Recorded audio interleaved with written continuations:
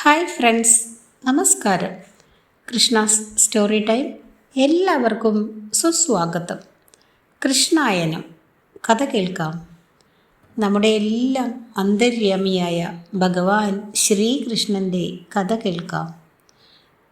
എല്ലാവർക്കും ശ്രീകൃഷ്ണ ഭഗവാന്റെ അനുഗ്രഹാശിസ്സുകൾ ഉണ്ടാകട്ടെ എന്ന് പ്രാർത്ഥിക്കുന്നു. കൃഷ്ണായനം കേൾക്കുന്ന എല്ലാവർക്കും ഹൃദയത്തിൽ നിന്നും നന്ദി. കഴിഞ്ഞ 2 ദിവസമായി കൃഷ്ണായനത്തിൽ കേശവനും കുചേലനും എന്ന ഭാഗമാണ് കേൾപ്പിച്ചു കൊണ്ടിരിക്കുന്നത്. അത് മുഴുവനായിരുന്നില്ല, അതിൻ്റെ തുടർച്ച തന്നെയാണ് തുടർന്നും കേൾപ്പിക്കുന്നത്. കൃഷ്ണായനം എന്ന ഈ പുസ്തകത്തിൻ്റെ രചയിതാവ് തുളസി കോട്ടുക്കൽ, പബ്ലിഷേഴ്സ് ഹരിശ്രീ ബുക്സ് പുനലൂർ. ഓഡിയോ നിങ്ങളിലേക്ക് എത്തിക്കുന്നത് കൃഷ്ണകുമാരി. ഇന്നത്തെ ഭാഗത്തിലേക്ക്. ഓം ശ്രീകൃഷ്ണ പരമാത്മനേ നമഃ. കൃഷ്ണായനം കേശവനും കുചേലനും തുടർച്ച. കേശവൻ്റെ മണിമാളികയുടെ ദ്വാരഭാഗത്ത് കുചേലൻ എത്തി. ഗോപുരരക്ഷികൾ കുചേലനെ തടഞ്ഞു. അവർ പറഞ്ഞു, ഹേ യാചക ബ്രാഹ്മണ, കേശവൻ്റെ നികടത്തിലെത്തുവാൻ അനേകം രാജാക്കന്മാർ ഊഴവും കാത്തിരിക്കുന്നു. ആ സ്ഥിതിക്ക് യാചകനായ താങ്കൾക്ക് അവിടെ ചെല്ലുവാൻ സാധ്യമല്ല. മാധവനെ ഒരു നോക്കു കാണുവാനെത്തിയവർ ദിവസങ്ങൾ കൊണ്ട് ഇവിടെ കാത്തു കിടക്കുകയാണ്. ഊഴമനുസരിച്ച് അവർ പോയിക്കൊണ്ടിരിക്കുന്നു. ആ സ്ഥിതിക്ക് കേശവനെ നേരിട്ട് കാണണമെന്ന ആഗ്രഹം താങ്കൾ കളഞ്ഞാലും, ആവശ്യം ഭക്ഷണമാണെങ്കിൽ മാധവനെ കാണണമെന്നില്ല. ഭക്ഷണപന്തിയിൽ ചെന്ന് ഇഷ്ടം പോലെ വല്ലതും കഴിച്ചു പോകാം. സ്വതേ പരവശനായിരുന്ന കുചേല ബ്രാഹ്മണൻ ദ്വാരപാലകന്റെ വാക്കുകൾ കേട്ടതോടെ കൂടുതൽ പരവശനായി തീർന്നു. അപേക്ഷാസ്വരത്തിൽ അദ്ദേഹം പറഞ്ഞു, ദ്വാരപാലക, എനിക്ക് ഭക്ഷണമൊന്നും വേണ്ട. എൻ്റെ സതീർത്ഥ്യനായിരുന്ന കേശവനെ ഒന്ന് കണ്ടാൽ മതി. ദയവായി എന്നെ അകത്തേക്കൊന്ന് വിടൂ. കുചേലൻ്റെ രൂപവും ഭാവവും ദ്വാരപാലകൻ ശ്രദ്ധിച്ചു. കേശവൻ്റെ കൂട്ടുകാരനെ കണ്ടപ്പോൾ ദ്വാരപാലകന് ചിരിക്കുവാനാണ് തോന്നിയത്. തെല്ല് പരിഹാസത്തിൽ അവൻ പറഞ്ഞു, ഹേ യാചക, പിച്ചു പുലമ്പാതിരിക്കൂ. മാധവൻ്റെ സതീർത്ഥ്യനോ താങ്കൾ? നന്നായിരിക്കുന്നു. ഇത്തരം ദുർഭാഷണങ്ങൾ ഓതാതെ വേഗത്തിൽ പൊയ്ക്കൊള്ളുക. അതല്ല, മാധവനെ കണ്ടേ കഴിയുള്ളൂവെങ്കിൽ അതാ ആ വൃക്ഷത്തണലിൽ ഇരിക്കുക. എപ്പോഴെങ്കിലും അദ്ദേഹം പുറത്തേക്ക് വരുമ്പോൾ കണ്ടു മടങ്ങാം. കുചേലൻ ആകെ തകർന്നു. എന്തു പറയണമെന്നറിയാതെ തളർന്ന് വിവശനായി കുചേലൻ നിന്നു. ദ്വാരപാലകനായ സൈന്യനായകൻ പറഞ്ഞു, ഹേ ബ്രാഹ്മണ, ഒന്ന് മാറി നിൽക്കൂ. ദ്വാരകയിൽ യാചകന്മാർ ഇല്ല. താങ്കളെ കണ്ടാൽ മന്ത്രിമാർ എന്നെ വിസ്തരിക്കും. അവർ വരേണ്ട സമയമായി. വേഗം താങ്കൾ ദ്വാരക വിട്ടുപോകണം. സൈന്യാധിപൻ്റെ വാക്കുകൾ കുചേലൻ്റെ ഹൃദയത്തിൽ കൂരമ്പായി ആഴ്ന്നിറങ്ങി. വളരെ കഷ്ടപ്പെട്ട് ഇവിടെ വരെ വന്നിട്ട് കേശവനെ കാണാതെ മടങ്ങിച്ചെന്നാൽ പത്നിയോട് എന്ത് സമാധാനം പറയും? കുട്ടികൾ തന്നെയും കാത്തിരിക്കുകയാവൂ. വെറും കരവുമായി ചെന്നാൽ ഹൃദയം തകർന്ന് അവർ മരിക്കുകയേ ഉള്ളൂ. എന്തു ചെയ്യണമെന്നറിയാതെ മനസ്സ് വിറച്ച് കുചേലൻ ഉറക്കെ പറഞ്ഞു, കേശവ, ഇവിടെ വരെ വന്നിട്ടും നിന്നെ കാണുവാൻ എനിക്ക് കഴിയുന്നില്ലല്ലോ. കുചേലൻ പോലും അറിയാതെ ഉയർന്ന ശബ്ദം വായു ഏറ്റെടുത്തു. തരംഗങ്ങളായി ഉണർന്നുയർന്ന് ദ്വാരകയുടെ അന്തരീക്ഷത്തിൽ നിറഞ്ഞു. 7 നിലകളുള്ള രത്നഹർമ്മ്യത്തിൽ രുക്മിണിയുമൊത്ത് നർമ്മസല്ലാപത്തിൽ ഏർപ്പെട്ടിരുന്ന മാധവൻ്റെ കർണപുടത്തിൽ കുചേലൻ്റെ ശബ്ദം വന്നലച്ചു, കേശവ, ഇവിടെ വരെ വന്നിട്ടും നിന്നെ കാണുവാൻ എനിക്ക് കഴിയുന്നില്ലല്ലോ. കേശവ, ഇവിടെ വരെ വന്നിട്ടും നിന്നെ കാണുവാൻ എനിക്ക് കഴിയുന്നില്ലല്ലോ. കേശവ. മാധവൻ്റെ മനസ്സിലേക്ക് ആ വാക്കുകൾ ആഴ്ന്നിറങ്ങി. ശബ്ദം തൊണ്ടയിൽ അമർന്നു തങ്ങി. കേശവൻ്റെ ശബ്ദം പൊടുന്നനെ നേർത്തു നിന്നപ്പോൾ രുക്മിണി ചോദിച്ചു, എന്തേ, എന്തുണ്ടായി? എന്താണ് സംസാരം നിർത്തിയത്? കേശവൻ നിശ്ചലനായി നിന്നു. അന്തരീന്ദ്രിയങ്ങൾ തുറന്നു. കുചേലൻ ആ മനോമുകുരത്തിൽ പ്രതിബിംബിച്ചു. ദാരിദ്ര്യം ചവച്ചു തുപ്പിയ തൻ്റെ പ്രിയ സ്നേഹിതനെ മനസ്സിൽ കണ്ടപ്പോൾ ചെന്താമരാക്ഷൻ്റെ കണ്ണുകൾ ആർദ്രങ്ങളായി. ആ ചുണ്ടുകൾ പിറുപിറുത്തു. പ്രിയപ്പെട്ട കൂട്ടുകാരാ, എന്നോട് ക്ഷമിക്കൂ. ഞാൻ പാപിയായി. എൻ്റെ ഗോപുരദ്വാരത്തിൽ നീ വന്നതറിയാതെ ഞാൻ നർമ്മസല്ലാപത്തിൽ മുഴുകിക്കഴിഞ്ഞു. അപ്പോഴും നീ വാതിൽക്കൽ നിന്ന് വിഷമിക്കുകയായിരുന്നു.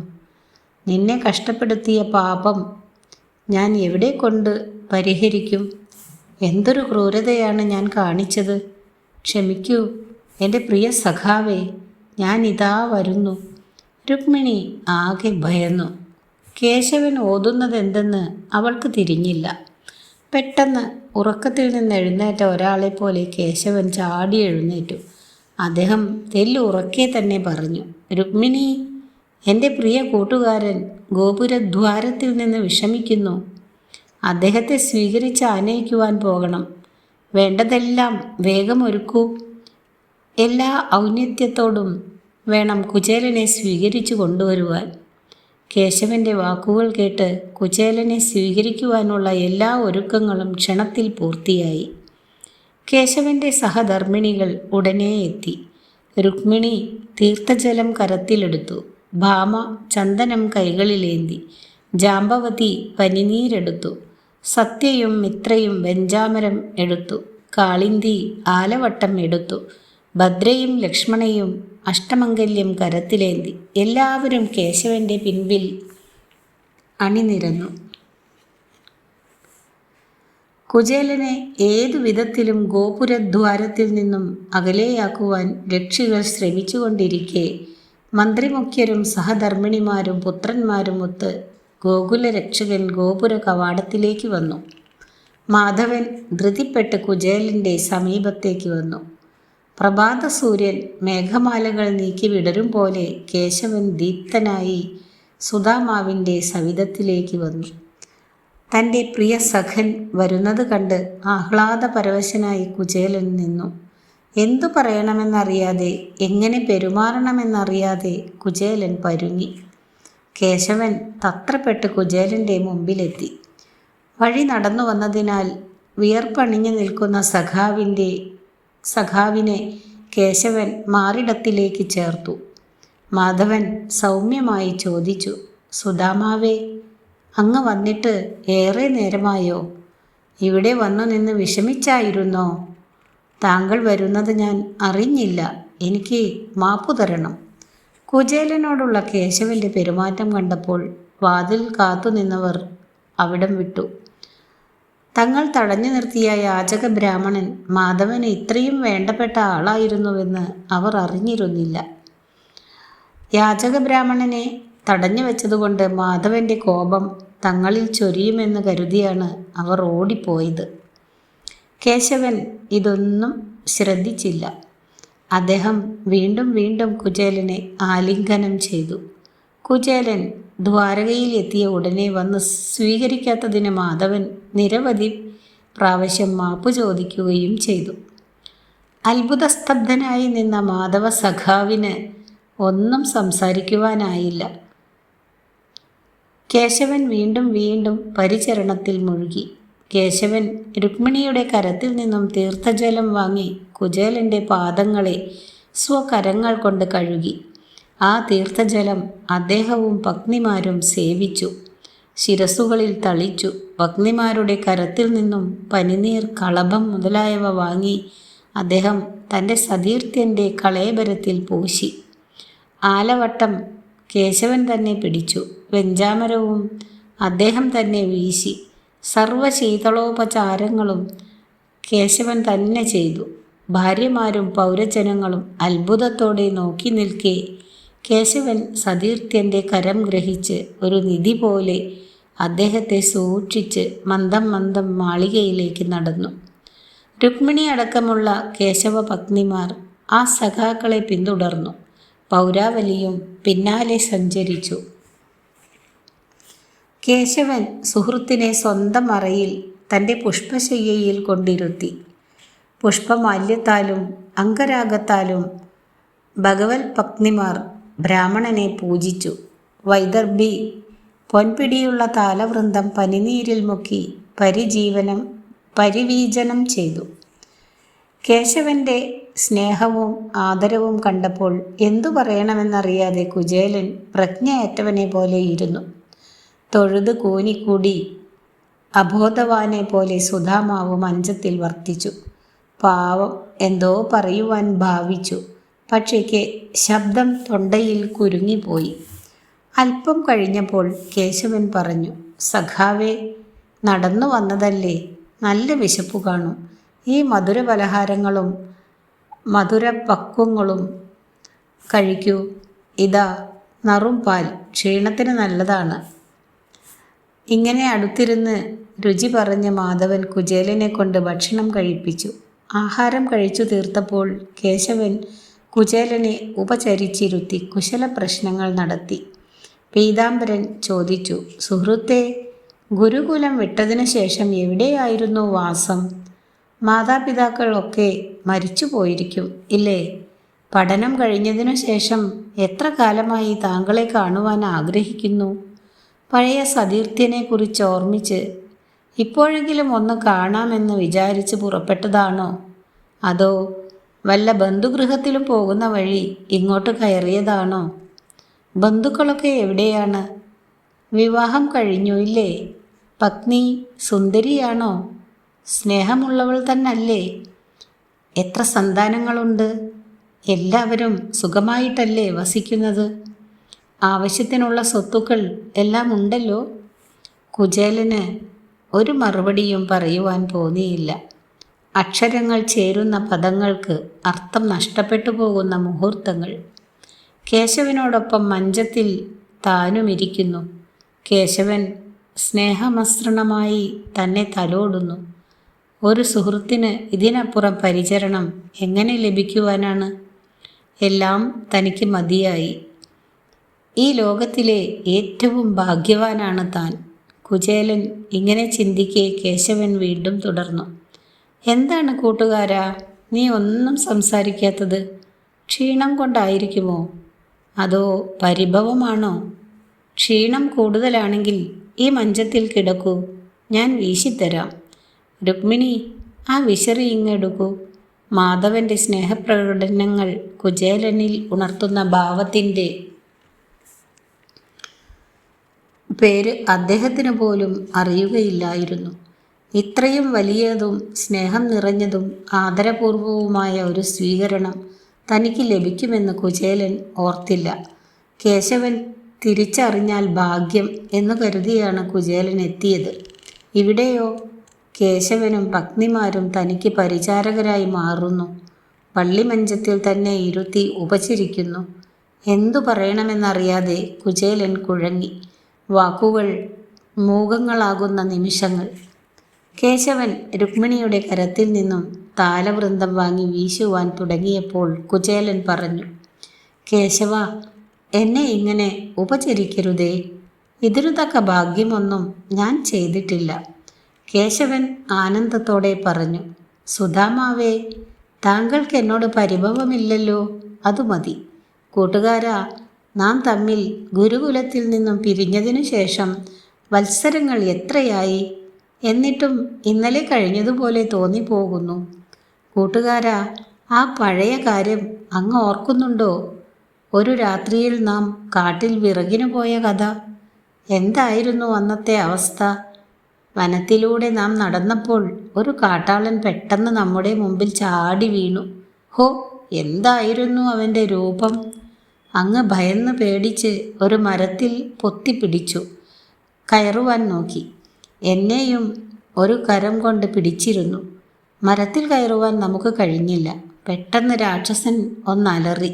കാട് കിടുങ്ങി. കാട്ടിലെ മൃഗങ്ങൾ പേടിച്ചോടി.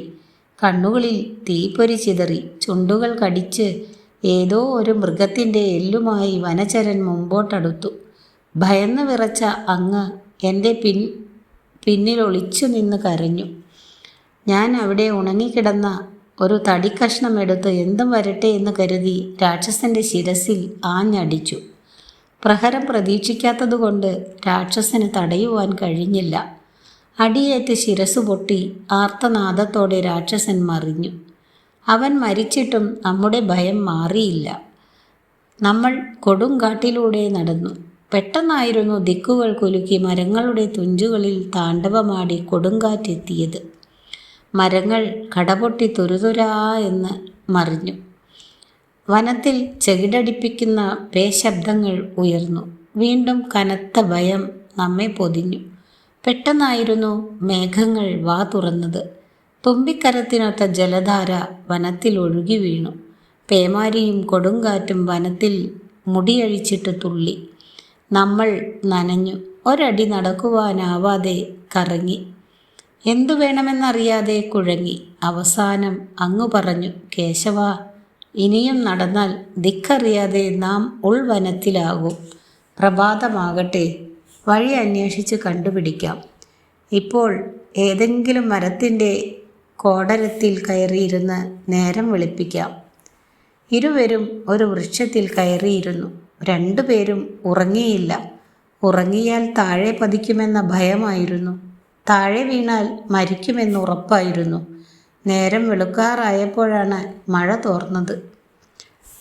പേടിച്ചും തണുപ്പിൽ വിറച്ചും ഒന്നും മിണ്ടാതെ നാം ഇരുന്നപ്പോഴാണ് ഗുരുവിൻ്റെ ശബ്ദം ചെവിയിൽ വന്നലച്ചത്. എന്തൊരാശ്വാസമായിരുന്നു അപ്പോൾ നമുക്കുണ്ടായത്. സുധാമാവേ, ഇതെല്ലാം അങ്ങ് ഓർമ്മിക്കുന്നുണ്ടോ? ഞാനാണെങ്കിൽ ദിവസത്തിൽ ഒരു നേരമെങ്കിലും ഇക്കാര്യം ഓർക്കും. എനിക്കെൻ്റെ കൂട്ടുകാരനെ കാണണമെന്നുണ്ട്. പക്ഷേ വാക്ക് തെറ്റിക്കാമോ? ഇങ്ങോട്ട് വരാമെന്നല്ലേ പറഞ്ഞിരിക്കുന്നത്? എന്തായാലും അങ്ങ് വന്നല്ലോ, എനിക്കതു മതി. ഞാൻ കണ്ണു നിറച്ച് അങ്ങയെ ഒന്ന് കണ്ടുകൊള്ളട്ടെ. കേശവൻ പഴയ കഥകൾ അയവിറക്കിയപ്പോൾ കുചേലൻ നിശബ്ദനായിരുന്നു. തുടുദീപ്തമായ കേശവൻ്റെ മുഖകമലത്തിലായിരുന്നു കുചേലൻ്റെ ദൃഷ്ടി. പൂർണ്ണ സൗഭാഗ്യമാണ് തൻ്റെ മുമ്പിൽ പുരുഷരൂപത്തിൽ വർത്തിക്കുന്നതെന്ന് കുചേലന് ബോധ്യമായി. വിശുദ്ധവും ഹൃദ്യവുമായ ആ രൂപം കുചേലൻ മനസ്സിൽ പ്രതിഷ്ഠിച്ചു. പെട്ടെന്ന് കേശവൻ ചോദിച്ചു, സുധാമാവേ, ഞാനൊരു തീറ്റിപ്രിയനാണെന്ന് അങ്ങേക്കറിയാം. പണ്ട് അങ്ങ് ഭവനത്തിൽ പോയിട്ട് വരുമ്പോൾ നല്ല മധുരപലഹാരങ്ങൾ കൊണ്ടുവരുമായിരുന്നു. ഹാ, അതിൻ്റെ രുചി ഇപ്പോഴും നാവിൽ തങ്ങുന്നു. അങ്ങയെ കണ്ടപ്പോൾ ഞാൻ പലഹാരങ്ങളെക്കുറിച്ചും ഓർമ്മിച്ചു. എന്താണ് എനിക്ക് തിന്നുവാൻ കൊണ്ടുവന്നിട്ടുള്ളത്? അങ്ങയുടെ ധർമ്മപത്നിയെ ഞാൻ കണ്ടിട്ടില്ല. എങ്കിലും എനിക്കവർ വിശിഷ്ട ഭക്ഷണം തന്നയക്കാതിരിക്കുകയില്ല. പ്രിയപ്പെട്ടവർ എന്തു തന്നാലും എനിക്ക് വലിയ ഇഷ്ടമാണ്. തന്നില്ലെങ്കിൽ ഞാൻ അത് മോഷ്ടിച്ച് തിന്നുകയും ചെയ്യും. സ്നേഹമില്ലാത്തവർ വിശിഷ്ട ഭോജ്യം തന്നാലും ഞാൻ ഉപേക്ഷിക്കും. കൂട്ടുകാരാ, നീ എന്തു കൊണ്ടുവന്നാലും എനിക്കിഷ്ടം തന്നെയാണ്. എന്താണ് കൊണ്ടുവന്നിട്ടുള്ളത്? കേശവൻ്റെ വാക്കുകൾ കേട്ട് കുചേലൻ ആകെ നാണിച്ചു. തൻ്റെ കക്ഷത്തിൽ ഒളിച്ചു വച്ചിരിക്കുന്ന അവിൽക്കിഴി എങ്ങനെ പുറത്തു കാണിക്കും? അതിൽ കഷ്ടിച്ച് 1-2 പിടി പൃഥുകം കാണും.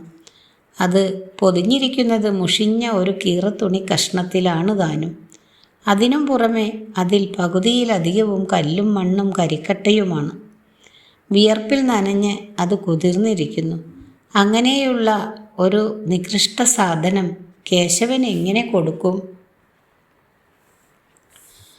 ഇങ്ങനെ ചിന്തിച്ച് ഒന്നും മിണ്ടാതെ കുചേലൻ തലകുനിച്ചിരുന്നു.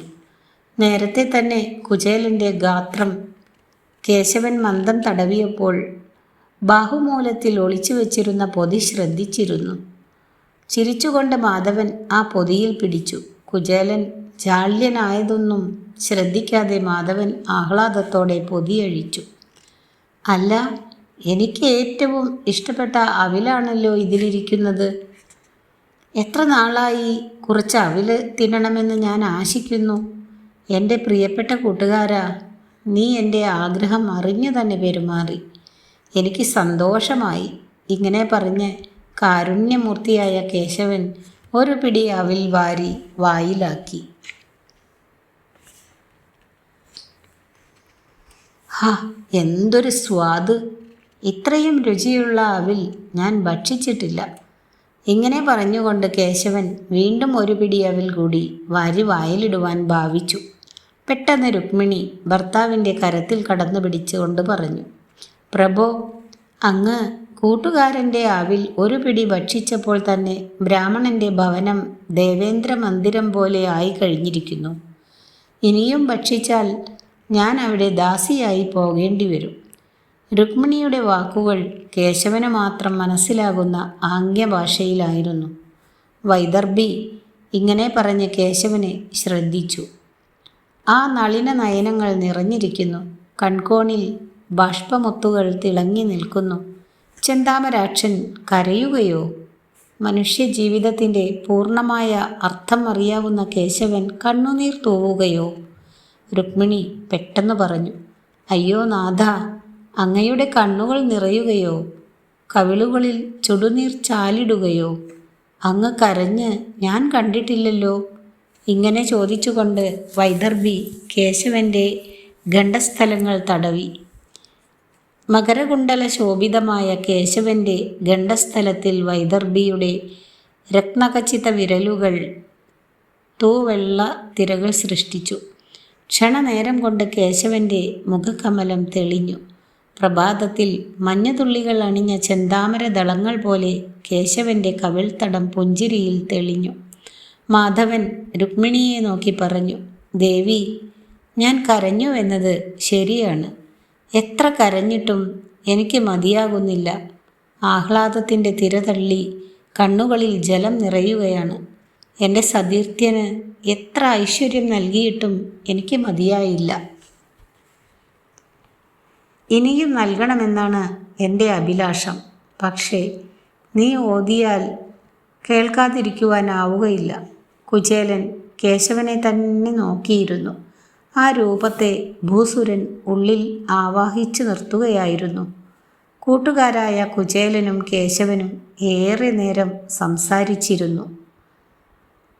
അർദ്ധരാത്രി കഴിഞ്ഞപ്പോൾ സുധാമാവിനെ മാധവൻ മനോഹരവും ഹംസത്തൂവൽ മൃദുലവുമായ ശയ്യയിൽ കിടത്തിയുറക്കി. ഇന്നത്തെ വീഡിയോ ഇവിടെ അവസാനിപ്പിക്കുന്നു. ഇതിൻ്റെ അടുത്ത ഭാഗം അടുത്ത ദിവസം കേൾപ്പിക്കാം. വീഡിയോ ഇഷ്ടമായാൽ എല്ലാവരും ഒന്ന് ലൈക്ക് ചെയ്യുക. അതുപോലെ ഷെയർ, കമൻറ്റ് ആൻഡ് സബ്സ്ക്രൈബ്. നിങ്ങളുടെ ലൈക്കും ഷെയറുമാണ് ഈ കഥയെ കൂടുതൽ പേരിലേക്ക് എത്തിക്കുക. എല്ലാവരും സപ്പോർട്ട് ചെയ്യുക. Thank you for watching.